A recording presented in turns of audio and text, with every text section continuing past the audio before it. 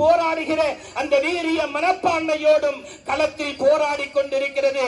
அதனால 1992க்கு முன்னால இருந்து நம்ம போராட ஆரம்பிச்சோம்.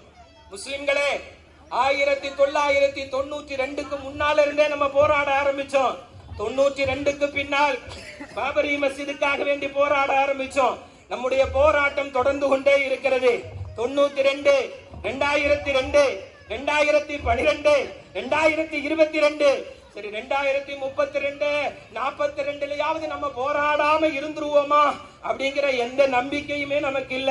நம்ம நம்முடைய அத்தா அம்மா அவங்க எல்லாம் போராடினாங்க. இப்ப நம்ம போராடுறோம். இதோ பாருங்கள், நம்முடைய பிள்ளைகளும் போராட்ட களத்திலே நின்று கொண்டிருக்கிறார்கள். அடுத்த தலைமுறையையும் இப்படி தெருவுல பிச்சை எடுக்க விட்டுட்டே போறதுதான் நம்முடைய எண்ணமா? நம்ம இன்னைக்கு எதுக்கு கஷ்டப்படுறோம்? வெளிநாட்டுக்கு அனுப்புறோம், நம்ம தொழில் பண்றோம். என்ன தெரியுமா? நான் கஷ்டப்பட்டாலும் என் பிள்ளை நல்லா இருக்கணும் அப்படிங்கிறதுக்காக வேண்டித்தானே நம்ம வாழ்க்கையவே தொலைச்சு நம்முடைய பிள்ளைகளுக்காக வேண்டி வாழ்றோம். ஆனால் அடுத்த தலைமுறை இந்த மண்ணில எங்களுக்கு நீதி வேணும், எங்களுக்கு பள்ளிவாசல் வேணும், எங்களுக்கு இஸ்லாமிய ஷரியத் சட்டம் பாதுகாக்கப்படணும், எங்களுக்கு குடியுரிமை வேணும், இப்படியே போராடி அரசாங்கத்திட்ட பிச்சை எடுத்துட்டே இருக்கிறதா நம்முடைய எண்ணமா? இல்ல, என் பிள்ளை இந்த நிலைமையிலிருந்து வேறொரு நிலைமைக்கு வரணும். என் பிள்ளை கேட்கிற இடத்துல இருக்க கூடாது, என் பிள்ளை கொடுக்கிற இடத்துல இருக்கணும் அப்படின்னு நீங்க நினைச்சீங்கன்னா அதை முன்னெடுத்துதான் Social democratic party of India முழுவதும் பயணித்துக் கொண்டிருக்கிறது. பத்தமடையில் மட்டுமல்ல, இன்னைக்கு இந்தியா முழுவதும் பல கோடிக்கணக்கான முஸ்லிம்கள், தலித்துகள், கிறிஸ்தவர்கள் எல்லோரும் இணைந்து அம்பேத்கர் பிறந்த இந்த நாளில் அம்பேத்கருடைய சட்டம், அம்பேத்கர் வடிவமைத்து கொடுத்த சட்டம் இந்தியாவில் கடைசி காலம் வரையிலும் இருக்க வேண்டும் என்பதற்காக வேண்டித்தான் இந்த பேர் இயக்கம் போராடி கொண்டிருக்கிறது. எனவே களத்தில் ஈமானிய வலிமையோடு சகோதர சமுதாயத்தவர்களோடு இணைந்து பயணிக்கிற பொழுது நான் உறுதியாக சொல்ல முடியும், அடுத்த தலைமுறை இப்படி கொடியை பிடித்துக் கொண்டு ரோட்ல நிக்காது, இன்ஷா அல்லாஹ் அதிகாரத்தில் இருக்கும். அப்படிப்பட்ட ஒரு காலம் வருகிற பொழுது இந்தியா வல்லரசாக மாறும். இந்தியாவில் மதக்கலவரங்கள் இருக்காது, இந்தியாவில் ஜாதி கலவரங்கள் இருக்காது, இந்தியாவில் பட்டினி சாவுகள் இருக்காது, இந்தியாவில் பிச்சைக்காரர்கள் இருக்க மாட்டார்கள். இது நான் சொல்வதல்ல, மிஸ்டர் மெக்காலே. இன்னைக்கு நம்முடைய பிள்ளைகள் இந்த கல்வியை பள்ளிக்கூடத்தில் பயின்று கொண்டிருக்கிறார்களோ அந்த கல்வியை வடிவமைத்து கொடுத்த மிஸ்டர் மெக்காலே எலிசபெத் ராணிக்கு சொன்னார், முகலாயர்களுடைய ஆட்சியில் இந்தியாவில் இன்னைக்கு பங்களாதேஷ், பர்மா, பாகிஸ்தான் எல்லாம் இருக்குது, அந்த பகுதியில் அவர் சுற்றுப்பயணம் செய்தார். அவர் ஒரு கடிதம் எழுதினார். அந்த கடிதம் இன்றைக்கும் லண்டன்ல மியூசியத்தில் இருக்கு. அவர் சொன்னார், நான் இந்தியாவில் கிழக்கும் மேற்கும் தெற்கும் வடக்கும் நான் முழுவதுமாக போனேன். இந்தியாவில் 2 கூட்டம் இல்லவே இல்லை. ஒன்று, இந்தியாவில் திருடர்கள் இல்லை. இன்னைக்கு திருடர்கள் இல்லாத இந்தியா இல்லை. அவர் சொன்னார், அன்னைக்கு முகலாயர்களுடைய ஆட்சியில எனக்கு ஆச்சரியமா போச்சு. எங்க இருந்து? பாகிஸ்தான், இந்த சைடு பங்களாதேஷ், பர்மா, இவ்வளவு பெரிய பரந்த தேசத்தில் வெறும் இன்னைக்கு இருக்கிற இந்தியா மட்டுமல்ல, அந்த பரந்த தேசத்துல திருடர்களே இல்லை. இன்னும் சொன்னார், பிச்சைக்காரர்களே இல்லை.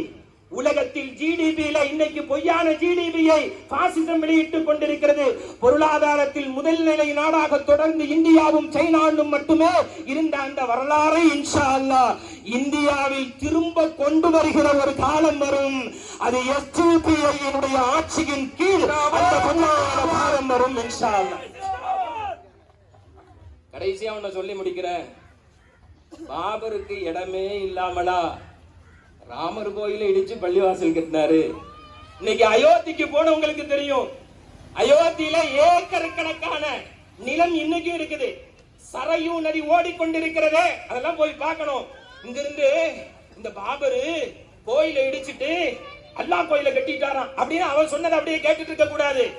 பாபரினுடைய ஆட்சியில சரையூ நதிக்கரையை சுற்றி பல நூற்றுக்கணக்கான ஏக்கர்கள் அன்னைக்கு இருந்துச்சு, இன்னைக்கும் இருக்குது. அது ஏன் ராமர் கோயிலை இடிச்சிட்டு தான் பாபரி மஸ்ஜிதை கட்டணுமா? அப்படி கோவில் மேல வெறுப்பு இருக்கிறதா இருந்தா இன்னைக்கும் அயோத்தி உட்பட எங்கெல்லாம் முகலாயர்களுடைய ஆட்சி, நவாப்களின் ஆட்சி இருந்ததோ அன்னைக்கெல்லாம் ஆயிரக்கணக்கான ஆண்டுகளுக்கு முன்னால் இருக்கிற பழம்பெரும் கோவில்கள் இன்னைக்கு இருக்குதான் செய்யுது. இதே அயோத்தியில ராமர் கோவிலை தவிர்த்து நிறைய கோயில்கள் இருக்குது. ஒருவேளை கோயிலை இடிக்கிறதா இருந்தா எல்லா கோயிலையும் இடிச்சிருக்கணும்ல, அப்படிதானே இல்லையா? கோயில் அவருக்கு பிடிக்காதுன்னா எல்லா கோயிலையும் இடிச்சிருக்கணும். பள்ளிவாசல் கட்டுறதுக்கு இடமே இல்லைன்னா தான் அவர் ராமர் கோயிலை இடிச்சுட்டு பள்ளிவாசல் கட்டி இருக்கணும். அங்க நிறைய இடமும் இருக்குது, பழைய கோயிலும் நிறைய இருக்குது. ஆனா இந்த பாபர் எதுக்கு தான் ராமர் கோயிலை இடிச்சாருன்னு அவருக்கும் தெரியல, கேட்கிற நமக்கும் தெரியல. ஆனால் அப்படி ஒரு பொய்யை உண்மையாக இந்த சமூகத்தில் பரப்பி பெருவாரியானவர்களுடைய உள்ளத்துல ஆழமாக பதியவும் செய்து விட்டார்கள். ஒரு சட்டத்தை சகோதர சமுதாயத்தவர்களுக்கு சொல்லிக் கொள்கிறேன். நபிகள் நாயகம் ஸல்லல்லாஹு அலைஹி வஸல்லம் அவர்கள் எங்களுக்கு சொல்லி தந்திருக்கிறார்கள், லா தஸிஹு ஸலாத ஃபில் அர்லில் மக்சூப். அபகரிக்கப்பட்ட இடத்தில் தொழுவது கூடாது. அபகரிக்கப்பட்ட இடம் எந்த இடமாக, அது கோயிலோ சர்ச்சோ அல்லது அடுத்தவருக்கு உள்ள இடமோ எந்த இடமாக இருந்தாலும் அப்படிப்பட்ட இடத்துல தொழுகிறதுக்கு எங்களுக்கு அனுமதி இல்லை, அந்த தொழுகை சேரவும் சேராது என்று சட்டம் வடிவமைத்து கொடுக்கப்பட்டிருக்கிற இந்த முஸ்லிம்கள் எப்படி ராமர் பிறந்த இடத்தில் அந்த கோயிலை இடித்துவிட்டு கட்டப்பட்டிருக்கிற அந்த பள்ளிவாசல்ல நாங்கள் எப்படி தொழுவோம் என்பதை சகோதர சமுதாயத்தவர்கள் புரிந்து கொள்ள வேண்டும். எனவே இது போன்ற சதிகள் தொடர்ந்து தமிழகத்திலும் அரங்கேற்றப்பட்டுக் கொண்டிருக்கிறது. திருப்பரங்குன்றத்தினுடைய எல்லை கல்லை அது தீபம் ஏற்றுவதற்காக வேண்டி ஏற்றி உருவாக்கப்பட்டிருக்கிற தீபத்தூண் என்றெல்லாம் சொல்லி நமக்கு மத்தியிலே பிரிவினையை ஏற்படுத்துவதற்கு அவர்கள் முயற்சி செய்து கொண்டிருக்கிறார்கள்.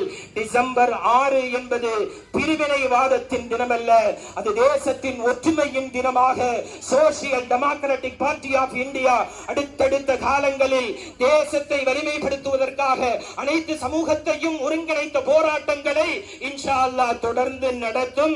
இந்த போராட்டத்தினுடைய விளைவாக பசியில்லாத இந்தியாவாக, பட்டினி பரணங்கள் இல்லாத இந்தியாவாக, ஏழைகள் இல்லாத இந்தியாவாக பிறக்கிற பொழுதே கடனோடு பிறக்கிறது. அப்படியெல்லாம் இல்லாம கடன் இல்லாமல் பிறக்கக்கூடிய, மற்ற நாடுகளுக்கு கடன் கொடுக்கக்கூடிய இந்தியாவாக இன்ஷா அல்லாஹ் இந்தியாவை உருவாக்க வேண்டிய பொறுப்பு ஒவ்வொரு இந்திய குடிமகனுக்கும் இருக்கிறது. அதில் அதிகமாக முஸ்லிம்களுக்கு இருக்கிறது. எனவே FTPI என்று சொல்லுகிற பொழுது ஒவ்வொரு இந்தியனுக்கும் அந்த இரத்தத்தில் ஒரு உற்சாகம் பிறக்க வேண்டும். அந்த உற்சாகத்தோடு பயணிப்போம். இந்த தேசத்தை ஆங்கிலேயர்கள் அடிமைப்படுத்தப்பட்டிருந்த காலகட்டத்தில் எப்படி அவர்களிடத்திலே இருந்து விடுவித்தோமோ அதுபோன்று இந்த பாசிச கும்பல்களையும் அடித்து விரட்டி இந்திய தேசத்தை ஜனநாயக இந்தியாவாக, அனைத்து மக்களும் ஒன்றுபட்டு வாழுகிற இந்தியாவாக உருவாக்குவதற்காக ஒருவேளை உயிரை கொடுத்துதான் அதை கட்டமைக்க வேண்டும் என்று சொன்னால் FTPI-யினுடைய பல லட்சக்கணக்கான வீரர்கள் தயாராக இருக்கிறார்கள். எனவே நம்பிக்கையோடு களமாடுங்கள், நம்பிக்கையோடு களமாடுங்கள். நாளை நம்முடைய பிள்ளைகள் தெருவுல நிற்க கூடாதுன்னா இன்ஷா அல்லாஹ் களமாடுங்க. நாளை இந்த தேசம் மிக பெரிய சுதந்திர தேசமாக உருவாக வேண்டும் இன்ஷா அல்லாஹ். அதுக்கு என் பங்களிப்பும் இருக்கும். நான் இப்படி எல்லாம் இந்த தேசத்தை விட்டுட்டு போயிட முடியாது, என் பிள்ளைகளை அப்படியெல்லாம் விட்டுட்டு போயிட முடியாது. நான் இந்த தேசத்தை கட்டமைப்பேன் என்கிற உணர்வோடு பிரிவோம். எல்லாம் வல்ல இறைவன் நம்முடைய ஈமானுடைய வலிமையையும் இந்திய தேசத்திற்காக போராடக்கூடிய வலிமையையும் அதிகப்படுத்தி தந்தருள் புரிவானாக என்கிற நல்ல பிரார்த்தனையோடு முடித்துக் கொள்கிறேன். வாஹிரு தஅவானா அல்ஹம்துலில்லாஹி ரப்பில் ஆலமீன். அஸ்ஸலாமு அலைக்கும் வரஹ்மத்துல்லாஹி வபரகாத்துஹு.